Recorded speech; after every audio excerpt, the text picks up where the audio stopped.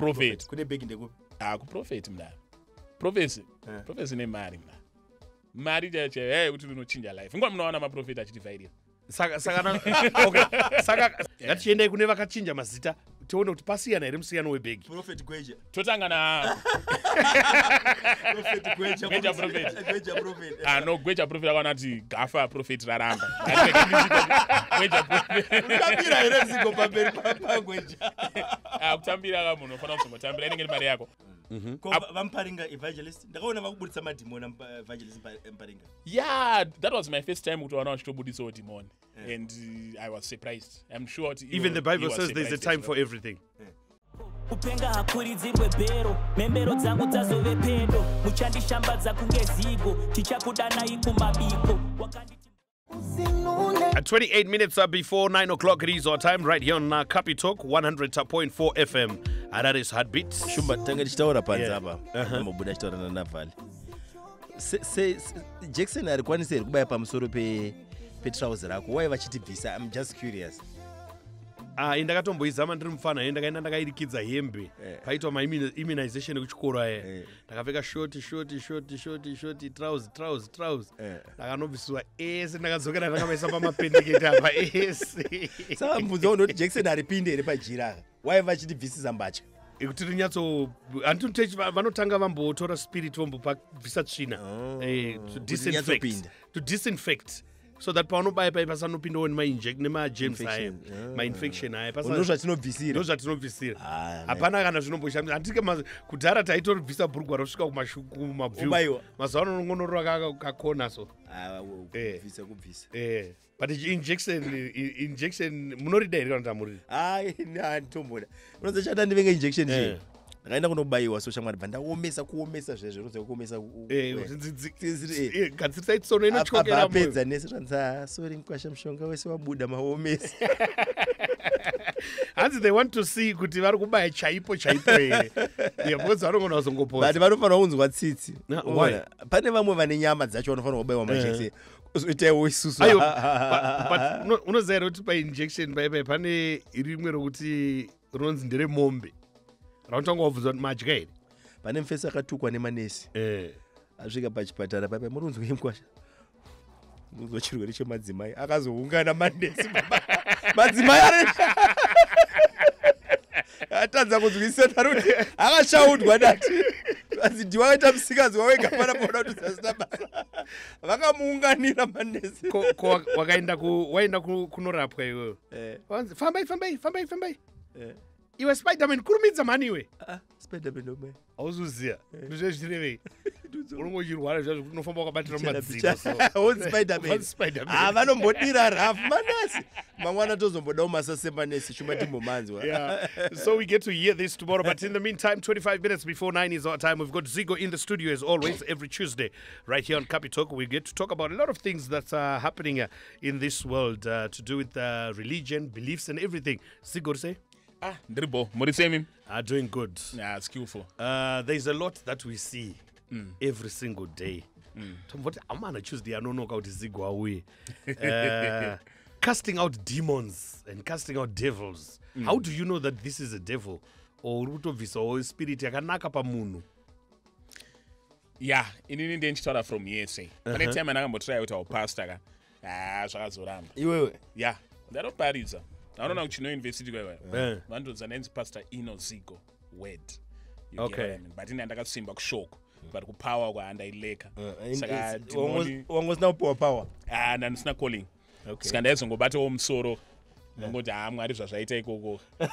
Kana munhu akati pari.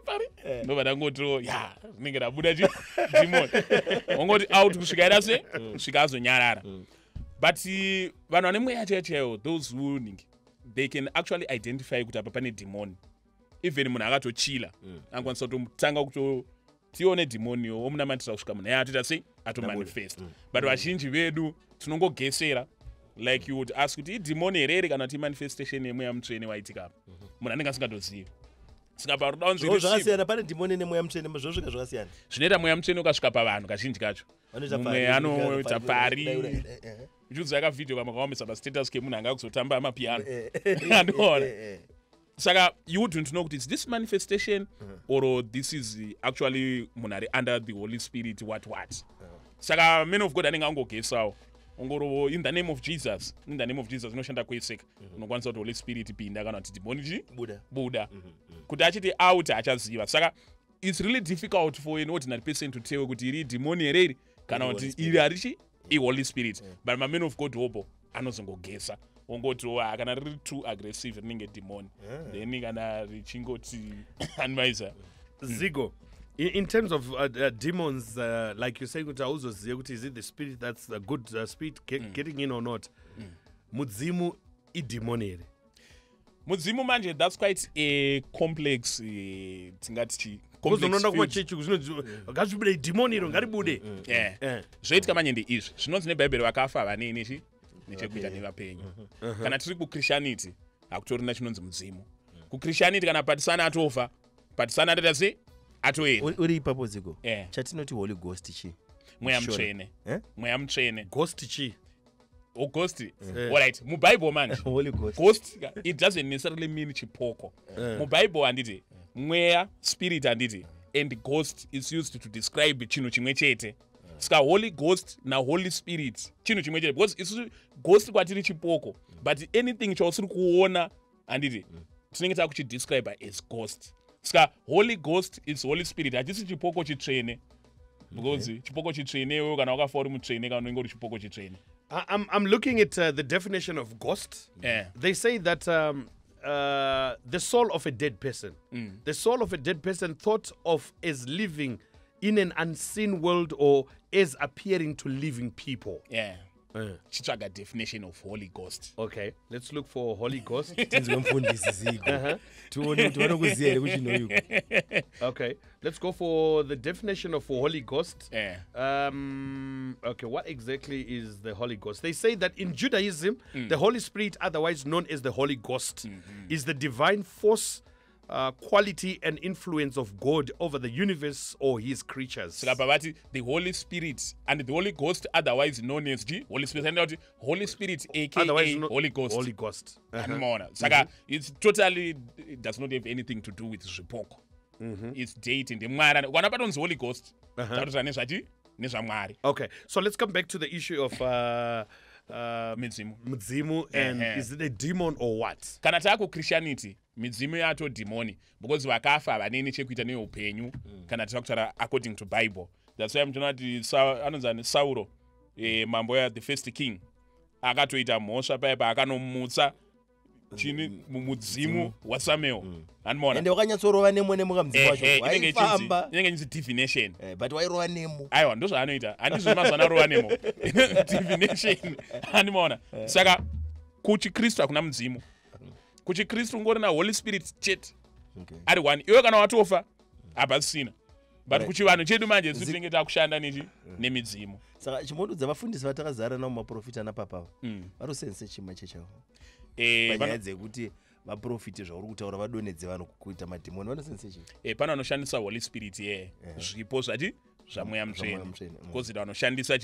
zvipo zvavanowana misoro yegora chianimaiza une zvivindi here tichitaura mazita mazita pane lawsuit rakazondirova mamanje apa rikuda $100,000 saka ndakaona kuti zvinhu zvinokwanisa zvivindi here tichitaure mazita asi zvinhu zvekukuti fake prophet ndogona kuita but kwete zvozoti aiwe musoro wegora anozokuti vandoratidze musoro wegora wacho kwatanga kuchema but vazhinji they actually use those type of things because it's simple just as Jesus said kuti there will be vaprofita venhema vachati gomo vatoriko vakasatovapo Jesu anenge atomurevi wenhema so vaprofita venhema vatoripo kuzadzisa chiprofita and Bible inovatati even the elect shall be deceived vati vamwe vakatongwarangwara kunge imi anapatisani munogona kutodeceive wawo.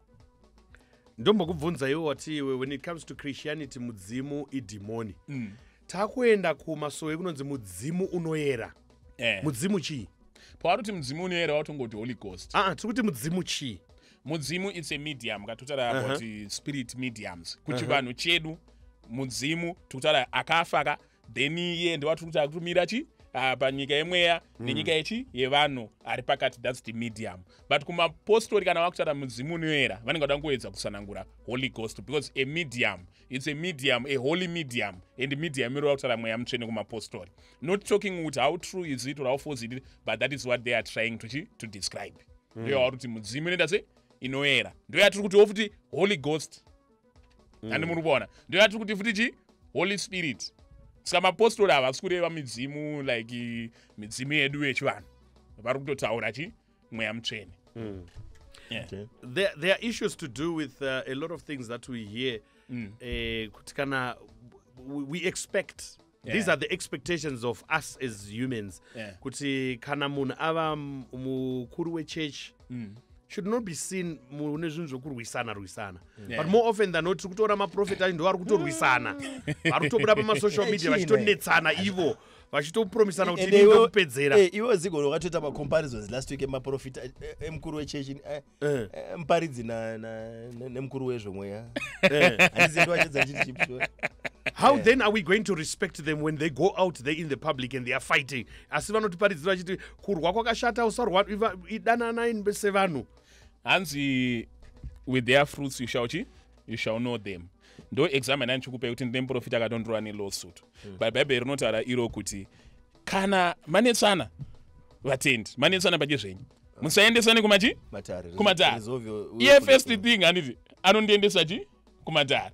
Handiti obva Zigo akanditi uri fake prophet. Handiti iro Bible rati rejoice kana vakakuti muri venhema, nekuti ndosvavaita chi maprofita ekare vaitonzi muri venhema, iyo kamuti uri venhema, instead yekufara kuti ndanzi ndiri venhema, anoenda kukoti. Aiwa, nyange ndikadena hazvifaniri kukubvisa iwewe pana Mwari. Ko kana ndirini ndakatumwa naMwari panenge zvakana Satani kuzokutokonya. Handitobva akatumirwa Satani kuti azomutokonya. Saka Zigo iwe uri kuti iwewe ava vari kutobuda vachinetsana vachiita sei tichivaona, ndo vari kuzadzikisa kuti kuchava nevaprofita venhema. Hanzi by their fruits. No, muprofita wenhema hanetse. Vanoonetsa kuti muprofita wenhema ndinomuona kupi. Jesu akangoti by their fruits you shall see them. Haumbofa wakaona mumango uchibuda pamugwavha. Iwo ukasvika wakaona mumango uchibuda pamugwavha utoti mashura aya makuna. But let's at the same time. Is seeing judging? Seeing. Kuona. Is it judging? No, it's not judging. So we can see, but we cannot judge. We cannot conclusively say they are fake. Panonzi judging handiti. Unobva watonzi do not judge for with the same measure that you handiti. So shall you. Unzi judging ndeyekuti inini ndikakuona iwewe uri chita chihure, inini ndiriwo munhu andita chihure, hazvibvumirwe kuti ndikujudgei. Andimabona. Saka the same way ininiwo ndikaona munhu achita anzi kana musomi nedanda, iwo musoma kominichi danda, I should not judge.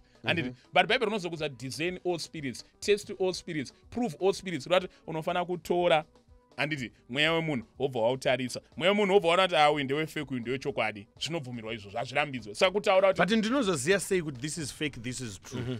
Unofana kutodiscerna, unofana kutoona. Andimona ndiye yatinoti test all spirits. Ndokuti discernment pamweya, discernment in the spirit. There's a question that's on WhatsApp, says that Holy Ghost, Elijah, Moses, Peter, John and so forth are all dead. But why still talking about them? Apa Zigo, you said that vakafa vane kuchitendero. Mwari wa Abrahama, Mwari wa Isau, Mwari wa Jacobe. But inekuti nditi Mwari wa nehanda zvibude. Munotondirambidza. Hatinoti Mwari Abrahama. Mwari wa Abrahama. Kwete Mwari Abrahama. But we refer to the dead. But inini ndikazongoti Mwari wa nehanda. Ndokwandinobva kwakabarwa wangu. Munototanga kutondijaja zvirizvo. Kana ari ye Mwari wa nehanda wauri kunamata, it's not a problem.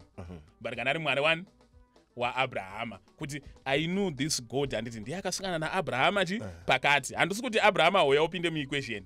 Ndinongoti Mwari uyu kwayo. How do I identify him? So it's good to give reference kuti Mwari wemadzitateguru angu, Mwari wasekuru Sibanda vakatanga vaya.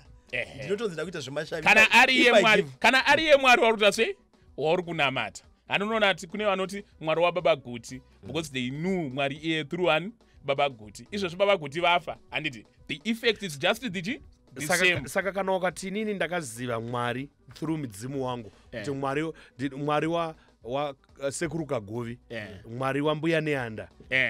Makuti zvashata. Iwe wakamboziva here Mwari through mudzimu yako? Remember kuti wait. Remember Zigo kuti when the missionaries came to Africa, tatine manamatiro edu ataita. Saka kuchivanhu chedu chinzi mutisvitsirewo kuna musika vanhu. Ndopa ndikuti isu kana tada kunamata manamatiro edu ataita. Manamatiro achitoriko mazuva ano. But people are calling them wrong. Vakuti zvakashata. Aiwa, iyoyo manje ndoyatinoita kuti religion. Mumwe anokwanisa kuti chitendero ichi chakashata, chitendero chakada sei chakanaka. Asi iyoyo ka haungatore chitendero cheuku woda unochimixa uku. Ani mukona zvandara. Kana uda kuita zvaMwari wevadzimu tunonoita sei? Tunoteketsera. Totonoti chi midzimu yedu tisvitsirewo midzimu yedu ndiri. Kana zvechikristu ka takuenda unoitawo chi zvana Jesu tichiti. But ona kaZigo. We talk about ndikumenda kumusha kunorwa guva. Atikuenda kumba kuna unveiling of the tombstone. We're just using English, but we are going to do the same practice and ritual. Yashate kana ndakuti ndikunorwa mudzimu kana kuti unveiling of the tombstone. Unveiling of the tombstone nekurwa guva zvimwe chete. Atira kutonzwa. Hazvisi zvimwe chete. Zvakasiyana paro. Kurova kuva ndokwatinoita tinoita mabira tichiombera tichidziriza ngoma tichidedza mweya tichidi handiti. Unveiling of the tombstone ngosvika tombstone ranga rakavharwa tagadzira tombstone rakanaka panapa takurita sei takuri unveil vanhu varionewo kuti tombstone rakaita sei rakanaka. So unveiling of the tombstone is not even wrong in Christianity. Saka kutaura kuti pa unveiling of the tombstone inhau yekuti kundoona kunaka kwedombo. No, kana taisa dombo kana tange ka ceremony kekupemberera kuti taita that is a ritual. That is a ritual. Tavakaguva andimona ngekuti tavakaguva andimona then manje kurova guva totokuziva inonzi pfonda toita kana 2 weeks tichirova ngoma tichirova doro tichiti vanosvikirwa vachita sei vachisvikirwa kuchikristu izvozvo hazvibvumirwe andimaona. But hausi kuona kuti they've just modernized ma-ceremonies atange tinawo here.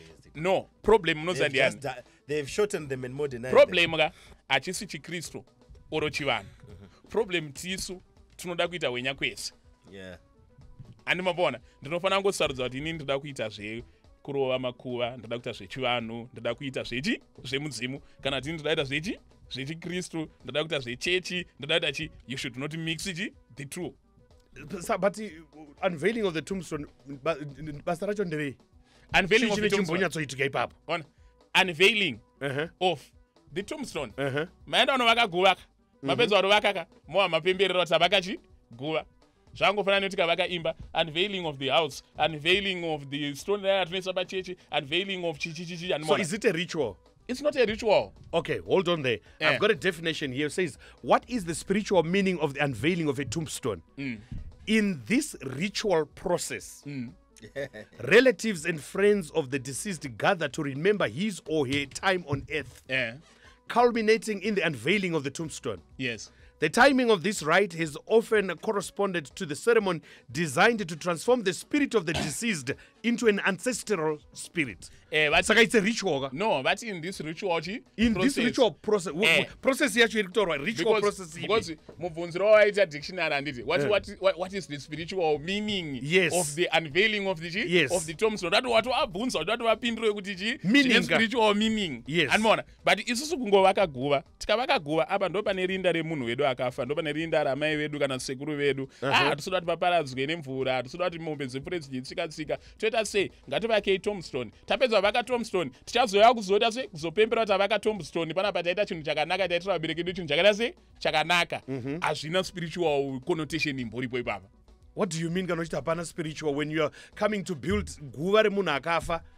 Handiti nekuti kuchikristu kana spiritual hapana ritual iri kuitika. Kana pasina ritual muri kuvharireiko ngaringoonekwa kuti ari kuorisa kutorisiya iwe kana wafa ungoriona kuchikristu handiti kana wafa hausisinei nezviri kuitika panyika asi rinda rako iwe mapfupa ako achiripo apo.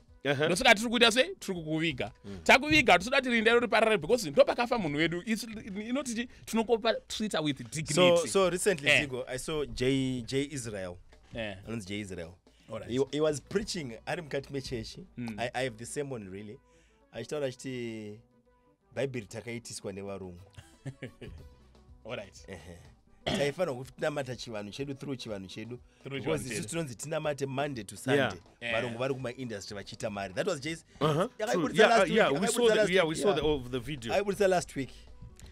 inini manje kana uri very honest about that submission ndeda kuti ubva waita ngevamaponga vamaponga wana ubva wasunga sutu wobva waenda pachechi papa wobva toimbirwa we worship you wosvika wobva wasvikonodenounce the same bible that is propping him up to that stage ari kuti according to Israel bible rakaunzwa nevarungu zvese zvakaunzwa nevarungu so that your mindset ikangano kwaunobva ivo so that they can come and enslave you and it was more like brainwashing people ndo pandiri kuti unofanira kubva waita ngevamaponga uchipreacha unopfeka nhembe kana zvinhu zvidu zvechivanhu kunyatsoratidza kuti you are fully believing what you are preaching. What I think Israel is just doing is munoona chinhu chinonzi revelation ka pastor wese ane kakuda kuunza something different yototi how did you think about this something new every time and probably Jo anombounza something chiro vataura it doesn't believe dai I believe zvaitaura ingadai anga asiri kupreach akapfeka suit apedza obva anamatira vanhu apedza obva imbirwa worship song inobva mubhaibheri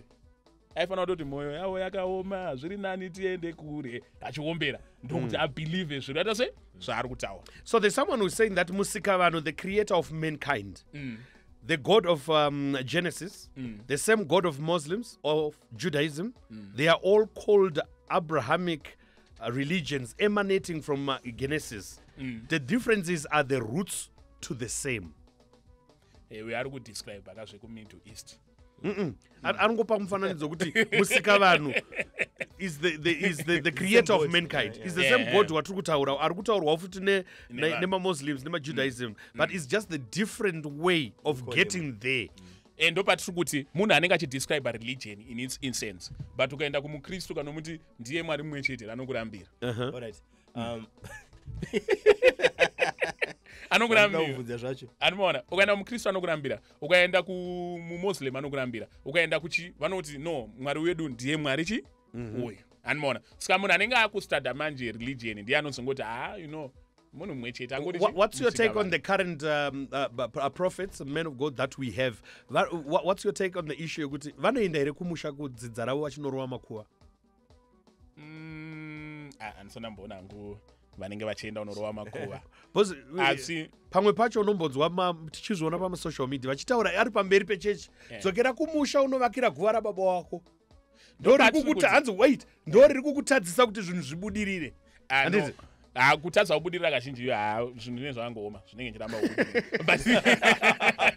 television actually chinoitika ndecheudzwa uchechi kunzi chamwari aina unogadzira uona tinashe pauro rasika kurova guva nekuvaka guva zvakasiyana. Iwo mina ndikutaura rituals ka they are all ritual whether good or bad. Toti imba yedu iyi tikavaka imba anditi togona kuuya housewarming party. Is it a ritual? Yes, it is. In a good way. In a good way. Yes. It could be ritual. It could be ritual in good or in a bad way. But it's a ritual. Kuna vanoti vakavaka imba vanouya vopemberera housewarming anditi kuita kuti vakavaka imba vantu votoidirira doro votoiomberera kuti imba ikai andinoona vari kutoiyeretsa kana kuti midzimu chichichiki kana varuya the moment yotoita zvinoitwa ritual anoona ndokungoyeresa ipapo kana kuita sei it's a ritual. Ndo yati kuti iyoyo katenda kuti hakusi kurova guva toti kurova imba. Mumwe munhu anopembera imba yake yaavaka mumwe munhu oyo orova imba ndozvafanana neguva. Guva kana inini mubereki wangu wavigwa apa ndinokwanisa kusvikonorivaka kurivaka hakusi kurova guva. Kurova guva yatofonda yatojiti yatobira ndakutotaura totodira doro paipe todi zvakasiyana nekuvaka guva. Nasitapedza time tiri papo. Ayo panobisa. Yakawanda mbunzo recently ndinoda kubvunza iwe Zigo kuti maprofita vemazuva vazara chiprofita rekati vazara kuwait ndekupi kwavane strength because inini okay.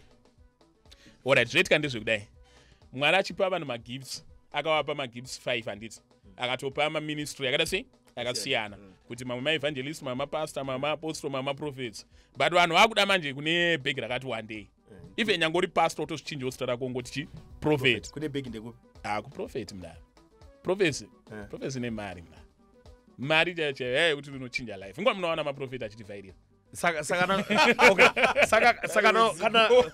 kana uri kuti kuprofesi ndokune mari is it the reason why we get to see some prophets changing my names rimwe zita renge ratadzwa kuburitsa bhegi ndakuchinja ndopinda pane rimwe because charisma handiti ini kana ndine zita rimwe rakangoita richishona kazhinji kacho harinyatso appeal and you get the idea because it's communications Anmona. Andidi zita rekuti kana ndikazo approach munhu kana weganda chena anobva atongoona kuti vaita mbiri nemazita Apostle Chiwenga. Vaita mbiri nezita rawo Muparinga. Vaita mbiri nezita rawo. Asina chavachinja. No. Tenta kuti asati mbiri vanenge vaita. But big chaicho mungada kuzoita respectively. Vanozosimba zvekuda. Saka uri kuti all right. Let's look at this. Let's look at this. Prophet Emmanuel Makandiwa. Ashandisa zita rawo. Vanoshandisa Emmanuel Makandiwa. Yes. Uyapa example ya Apostle Chiwenga. Zita ravo. Evangelist Muparinga. Zita ravo. Vane mari ngatimobvisai vane mazita avo ava. Ngatichiendai kune vakachinja mazita tione kuti pasiyana here musiyano webhegi. Prophet Gweja. Totanga na Prophet Gweja. Gweja prophet. No, Gweja prophet akanati gafa prophet raramba. Gweja prophet. Kutambira here Zigo pamberi pa Gweja. Kutambira ka munhu unofana kuzongotambira inenge mari yako. But anyway, toshandisa Prophet Makandiwa. Prophet Emmanuel Makandiwa. Emmanuel ranga ratoita everything. Wananzwa kuti Emmanuel God with us, rofananidza neBible. Saka ranga ritori bo. Zvoti Makandiwa rinobva ratonyatsoya richinogara pakaita sei pakanaka. Anomuona. Prophet Emmanuel Makandiwa. Vakatobvisa rekuti Pastor Emmanuel Makandiwa because pastor haisisiri nemapastor anyway. Yasisi nema-apostle nema-prophet. But what is the difference? Tikuti pastor haakwanisa kuprofita. No, not as such. Pastor ndewe weti baba. Pastor anonyanyoita zvekuti pachechi handiti you be pastoring maflops afana ne-shepherd like. Anoona. Then prophet manje ndewechi flambo muchiprofita. Prophet Madungwe. Yeah, Prophet Madungwe and Mazongona, Prophet Madungwe.